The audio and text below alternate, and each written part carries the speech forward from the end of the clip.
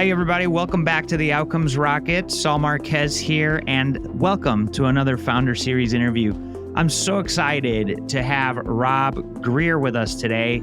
He is the founder and CEO of SovDoc. He's a seasoned healthcare executive with deep expertise in optimizing physician practices and guiding them through the complexities of the healthcare landscapes. He is really helping them take a look at what their practices are, how they're valued.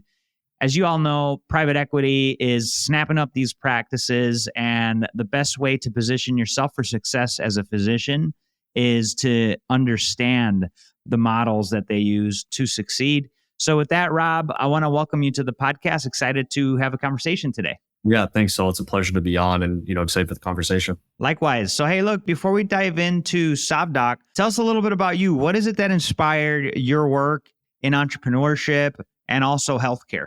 I've always desired to be an entrepreneur. I was always kind of a rebellious kid that resented authority. And so I always kind of knew I wanted to go down that path, but I took a little bit more of a patient approach. So I was born and raised in New Jersey, so kind of in the shadow of New York City, Bergen County specifically. After college, I worked in healthcare investment banking. So did the grind of 80, 90 hours a week in Manhattan. But it was one of those things too, where I spent 2 years working 80 hours a week, and it was comparable to almost 4 years of real experience. Yeah. Was, in boardrooms with Fortune 500 CEOs and flying across the country doing IPO roadshows. So really a great kind of training ground and foundational business knowledge that I then took into healthcare private equity, which kind of will be more relevant to the conversation today. I was involved with the acquisition and growth of various kinds of healthcare companies across the space. We invested and touched everything pretty much outside of life sciences and biotech. We were in, we were the largest capital in some large EHR providers. We invested in senior living facilities and medical office buildings to diagnostics and telehealth during COVID. And then we also played pretty significantly within the doctor practice PPM landscape. So, DSOs to value-based primary care, aesthetics, and then, multi-specialty ortho. And so developed a reasonably good appreciation for how to grow healthcare companies and specifically doctor practices. I obviously don't have an MD, but I think to some extent, speak their language. Yeah. And I eventually became an entrepreneur. I was 27 about 2 years ago. I started with a health supplement company that I started with 2 doctors, and that's had some pretty nice success. And, most recently, over the last few months, decided to start SovDoc.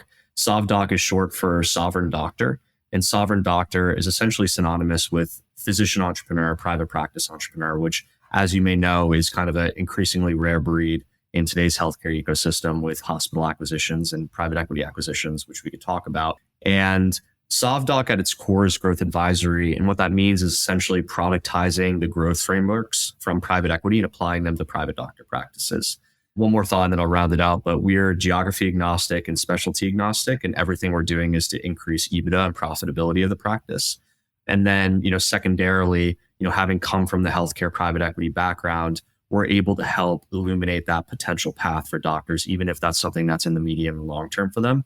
Because our view is that if they're going to do some kind of a strategic transaction, instead of pulling the trigger on that prematurely, it's better to optimize the practice for that strategic outcome or that liquidity event, far in advance, months, ideally years in advance.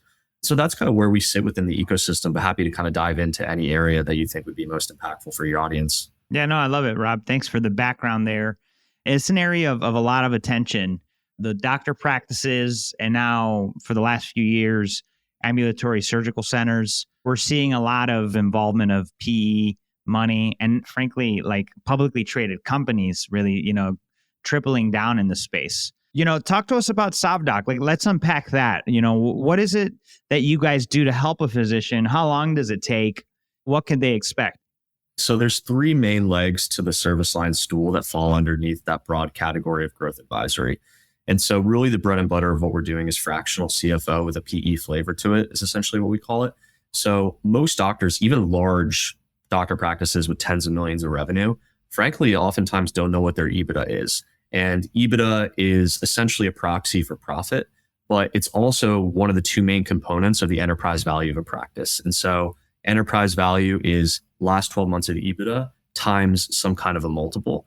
And that is your enterprise value. You subtract debt from the enterprise value, that's equity value. then, the contribution of equity value and the distribution is what the doctors own. And so it's usually interesting for them to know what their practice is valued at. And that's core to what we're offering over the first 3-month period. We're also working with their accounting firms and their bookkeepers to flow those existing financials through our private equity models.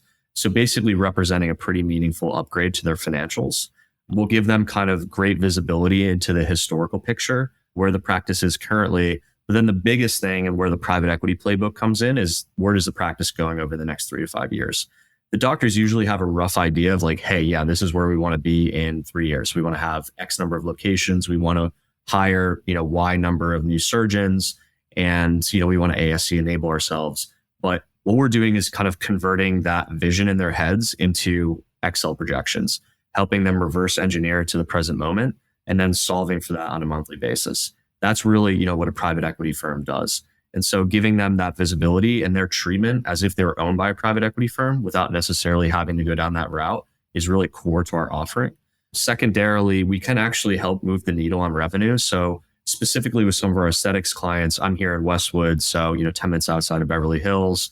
We're working with a lot of aesthetic practices, and we could actually help plastic surgeons do more facelifts or more liposuction, or dermatologists, med spas via Instagram, Facebook ads, and things like SEO and Google ads too. And then strategic advisory is the third leg. And that's really just all things like strategic initiatives that the practice wants to undertake. And so that could be ASC enabling themselves, doing a new practice in Calabasas or Miami or Manhattan, or it could be, a practice that is filled with more millennial doctors that are looking to sell 25% of that, taking that money on the balance sheet and using that to fund expansion. Or it could be the elderly 60s orthopedic surgeon that is looking for a path into retirement and looking to get liquidity for the practice that they've spent decades building.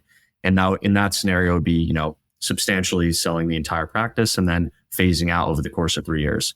And so that is kind of like our specific service offering. Got it. No, thanks for walking us through all the components, from financial modeling, getting your practice ready to sell. But, the truth is, like, if you get it ready to sell, you might not want to sell it. You might optimize it to the point where you're like, man, I should keep this thing for a little bit longer. And actually, that's where you want to be. And then it sounds like, as part of the financial modeling and optimization, you guys also help with, increasing sales through various different things and planning. What are you doing that other people aren't out there, right? Because there's other firms kind of working in this space, trying to help physicians. What makes you guys different? Yeah, just commenting on the first comment you made, which was everything we're doing can help facilitate a private equity transaction. But regardless, if you want to stay in private practice, these are still best practices to employ at the business in order to make it run more efficiently and to improve profitability. I think if you're taking a microscope to your expenses and to your revenue trends, that is going to produce better profitability outcomes, all else equal. And so the idea is like better financial visibility is going to lead to better financial outcomes. That's kind of core to what we're offering. In terms of differentiation, I would say to some extent, the digital procedure acquisition is commoditized, although I do think we have pretty high quality ad creatives by leveraging AI for certain components of the video, for some of the voiceovers, and our media buyers are quite talented, and we have really compelling case studies that we could bring to bear. But I think the idea that we're a growth advisory firm that is comprised of ex-healthcare private equity and ex-healthcare investment banking individuals and professionals is a value proposition that I don't think any other growth advisory firm in the United States has, specifically focused on doctor practices. I also think our fractional CFO work, I personally haven't found another company that's doing that specific service. And I think it's one that resonates with doctors. To put it transparently, most doctors do not understand, or at least aren't fluent in the language of business and finance, and by extension, private equity. So SovDoc and me as a river guide, helping them understand that path, helping educate them on finance, I think is a pretty unique offering versus what, other companies may offer in the space. Got it. I appreciate that. Appreciate you clarifying that. It's good to know. And so really, when you look at a lot of these physician offices, whether it's with SovDoc or the previous work you've done, what do you find is one of the most low-hanging fruit items that people should be thinking about and tackling? Yeah. I think like table stakes in terms of like generating digital patient acquisition and procedure acquisition online. A lot of practices aren't even doing Google or ads or SEO. So like that's a really easy one to institute. SEO, just creating content and becoming thought leaders on certain keyword phrases that are relevant for your practice. and then complementing that with Google ads as well, since SEO is more of a long-term game. That's a pretty easy one. I think Instagram and Facebook is certainly another layer of complexity because you have to create pretty sophisticated creatives. You have to do pretty relentless A/B testing, and the optimization of results takes a significant period of time. And so I would say that's other low-hanging fruit if they're not already doing that. From the expense side, one, just building those models. Oftentimes, these doctor practices can be 5 to 10 million of EBITDA or of revenue, and they have, a single bookkeeper in the mix. And so they really, I talked to a doctor yesterday that says, I haven't looked at my books in 24 months. And so helping them improve that financial visibility and upgrading the financial infrastructure is in itself low-hanging fruit. But where we'll come in and say, hey, like this operating expense category for your orthopedic practice is far more bloated than some of the other practices we're working with or some of the other ones that we're aware of in the market. And so we could actually draw their attention to where there's undue fat, expense fat within the organization. I also think although we're early in the world of healthcare AI, this is going to play an increasingly prominent role in the healthcare ecosystem. My view is AI is not going to supplant doctors anytime soon, but maybe that same physician is able to see 3 times as many patients or 5 times as many patients in 2030 as they can today with the same amount of time. It's going to fundamentally remove or reduce the administrative burden that's taking the doctors away from their patient care and also contributing to burnout.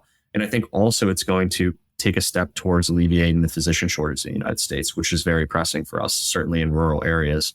So things like AI receptionists for patient scheduling, AI interfacing with payers for reimbursement, surgical scheduling, or having an AI listening in during the patient encounters and real-time updating the EHR, or maybe the doctor's in a meeting and there's some unique condition or side effect that the patient is dealing with and they need to refresh their memory. And the AI could actually go through PubMed and re-educate themselves on some topic that they probably haven't addressed since medical school. And then eventually, I think our view is that AI-enabled doctor practices are going to succeed in the healthcare ecosystem of tomorrow. And so even if it's just doing things to unlock $50,000 or $100,000 of profitability, I think embracing it early is going to be a good and prudent place to be for a lot of these practices. Yeah, no, I love that. And all of these examples that you shared are great applications of AI in a healthcare practice. Really thinking through biggest obstacles to creating the business. Obviously, we're here, founder stories. Talk to us about that. I know you're earlier on this venture. So talk to us, early on. Any obstacles to getting it started? Yeah, I mean, entrepreneurship is not for those with a sensitive stomach, and it very much resembles a roller coaster. However cliche it is, it's how it goes. It's not just wow, this is a really crappy month. It's half this day was terrible and half the day was fantastic. And it just navigating the peaks and troughs just emotionally, right? I think so much of entrepreneurs about pain tolerance and just, stoicism. If things are outside of your control, you just need to accept that. And you need to focus on the daily inputs and just showing up every single day instead of some arbitrary net worth goal that you have by a certain age. And so much of my first leg of the journey was hey, I want to be worth X at Y age. And now it's just I'm going to show up every day and do my best and things will solve themselves. So that's kind of just the high level entrepreneurial philosophy that I kind of live by. But in terms of obstacles, I mean, this business is in September is going to be 4th month of revenue. So it's still nascent. It's still fluid. I think part of it's just I have this high level skeleton of the business, but I'm letting it flow in the directions that have the most product market fit and where we can frankly add the most value, because as an entrepreneur, your compensation financially is a fractional piece of the value you're creating for your clients. And so as long as we're preserving the ROI, even if we're doing it across 5 clients now, but 100 in a year, I think if we take a piece of that ROI, it's going to be a really successful outcome for us and a really successful outcome for them. I would say because of the fact that doctors don't oftentimes understand the power of financial visibility in finance and business, it takes a little while to educate them. And so the sales cycle is a little bit longer than I anticipated. Maybe it takes 3 or 4 calls, whereas I thought it might have taken 1 or 2. Also, just the dynamic of these doctor practices where you have 10 orthopedic surgeons, 5 of them in their 50s and 60s, and they're looking to kind of sell the practice. 5 of them are in their early 40s and they don't want to be employed by a private equity firm. It's reconciling all those different priorities and preferences. And I mean, they usually have to operate with unanimity before hiring us. So it takes a little bit of massaging and a little, several calls. But I'd say those are probably the biggest obstacles. But there's also just this glaring opportunity in the market. And I think, we're going to be well positioned to take a lot of that market share. And so I'm really excited by the opportunity, but not going in blind that it's going to be an easy road. Love it, man. No, I appreciate you highlighting that while at the beginning of the road. Certainly some great insights there from Rob. Hey, Rob, if you wanted to leave our listeners with a takeaway, what would you leave them with? And if they want to learn more about you, where can they find you? Yeah. Takeaway. Is this from like an entrepreneurial perspective or from the perspective of doctors or anything like that? You know what? Let's make it from the perspective of SovDoc. So I guess as an entrepreneur, I think it's clinging to the idea that everything is going to work out in the long run, and just having that confidence is really kind of a stress reliever for me. I think when I encounter micro adversities on a day-to-day basis, I try to remind myself, is this going to matter in a month? Is this going to matter in a year? And that kind of helps me push through some of the obstacles on a day-to-day basis. But as it pertains to SovDoc, I think doctors should empower themselves to understand business and finance more. And our view is that they should be teaching that at medical school. And because they're not, that's where we're going to kind of come in and solve that gap in the market. So much of Sovereign Entrepreneur, the philosophy is empowering doctors to stay in private practice if they want to, and empower doctors in the healthcare ecosystem of tomorrow, one where private equity and AI are going to play an increasingly prominent role. The next 4 to 5 years, we're at the beginning of a new industrial revolution. And I think doctors upskilling themselves on AI is going to be very lucrative for them, especially if they're millennial doctors that have another 10 to 20 years left in the tank. And as it pertains to private equity, the percentage of doctors that are going to be employed by PE firms is going to go up no matter what, but certainly is going to be the case if there's a change of administration in November. And so I think just preparing for the healthcare ecosystem of tomorrow, it's going to be a prudent move for doctors. And we hope to be able to do that and help them do that. Love it, man. Well, hey, you guys are providing a great service for physicians out there looking to take their practice to the next level, get ready for acquisition, or just have something really strong that generates cash flow for you, even if you decide to move on. Important things to consider, folks. So if you're in the place where you might need some help from Rob and his team, reach out. You could find his information, best ways to connect in the show notes. And by the way, Rob, what is the best way to get in touch? I didn't call that out. Yeah, I was just... No, you're good. You're good. I noticed that. So my email is rob@sovdoc.com, SOVDOC. I think that's the best route. And then you could also go to our website and book a call directly with us. It'll go directly to me as well at sovdoc.com. And so, to the extent anyone is interested in receiving kind of a bespoke plan, analysis of their practice, and even a free practice valuation, please feel free to give me a call. Even if you're not a great client fit right now, maybe you will be in 3 years. And it's always great to make a connection. Love it. Rob, thanks for that. And folks, thanks for joining us. We've got Rob Greer here, founder and CEO of SovDoc with us. Rob, thanks for joining. It's always a pleasure. Appreciate it, man.